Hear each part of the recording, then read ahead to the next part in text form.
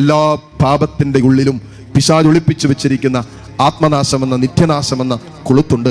ഇത് പാപം ചെയ്യുമ്പോൾ പാപം സമ്മാനിക്കുന്ന സുഖം കാരണം ഇത് നമ്മൾ കാണാതെ പോകും.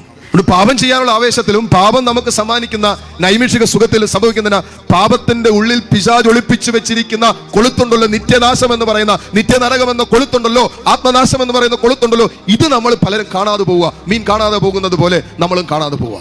അതുകൊണ്ട് മക്കളെ, ആത്മാവിന്റെ സമാധാനം അത് ദൈവത്തോടുള്ള ഐക്യത്തിൽ മാത്രം കിട്ടുന്നതാണ്. ലോകത്തോട് ബന്ധപ്പെട്ട്, ലോകത്തോട് അമിതമായി ഐക്യപ്പെട്ട്, ദൈവത്തെക്കാൾ ഉപരി ഐക്യപ്പെട്ട് കിടക്കുന്ന ആത്മാവ് എപ്പോഴും അസ്വസ്ഥമായിരിക്കും, എപ്പോഴും അസ്വസ്ഥമായിരിക്കും. സമാധാനം ഉണ്ടാകില്ല, സ്വസ്ഥതയുണ്ടാകില്ല, നിലനിൽക്കുന്ന ആനന്ദം ഉണ്ടാകില്ല. ചെറിയ ചെറിയ ഞെരുക്കങ്ങളുടെയും പ്രതിസന്ധികളുടെയും ചെറിയ ചെറിയ അസ്വസ്ഥതകളുടെ നടുവിൽ വല്ലാതെ കണ്ട് ഇങ്ങനെ ആകുലപ്പെടാനും നിരാശപ്പെടാനൊക്കെ ഉള്ള സാധ്യതയുണ്ട്.